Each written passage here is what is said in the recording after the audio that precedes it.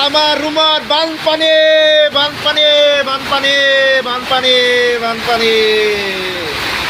এই আমাৰ ৰুমৰ অৱস্থা দেখছেনে ৰুমৰ অৱস্থা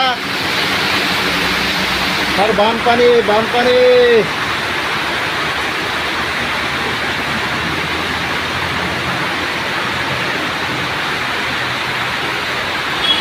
মোৰ অংকল যে চাইড কৰি আছে নলা শ্বুটিং কৰি লওঁ বঢ়িয়া আছে বঢ়িয়া বানপানী আমাৰ গংগা নদী বহিছে আমাৰ বৰ্তমান বন্ধুসকল কি কৰি অৱস্থা দুখীয়া হ'লে বোলে আমাৰ ঘৰতে থাকিব লাগিব এই অৱস্থা আমাৰ কাহিনী এইটো এইফালে এইটো হ'ল গংগা নদী এইটো এইফালে হ'ল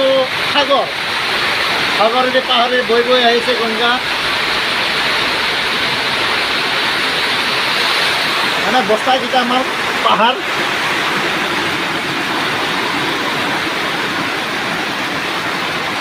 তামাম বৰষুণ আছে দেই বন্ধুসকল তামাম বৰষুণ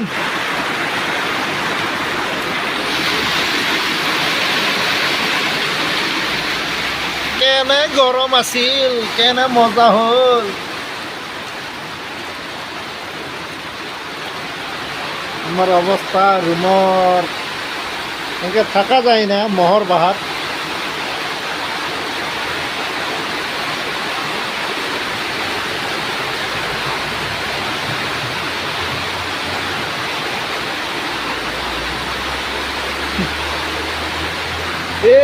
মোক চব্জিগিলা ভিজিল নেকি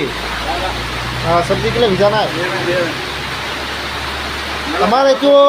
বৰ্তমান এইটো গংগা নদী ইফালে কি নদী এইটো কি আছিল গংগাৰ পৰা কি যায় যমুনা এইটো কাবেৰী নদী এইফালে কাবেৰী নদী যাই আছে বৰ্তমান কাবেৰী নদী এইফালে গংগাৰ পৰা আহিছে যমুনা নদী এই একদম যাইছে এই তলত পৰিলে সৰস্বতী নদী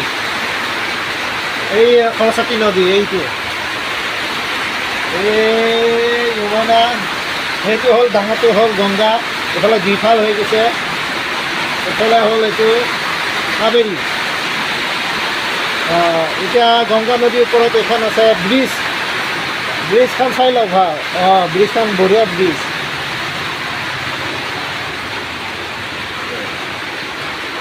হৈ গ'ল শ্বুটিং পিছত সাগৰ হ'ব আৰু ৰাতি সাগৰ হ'ব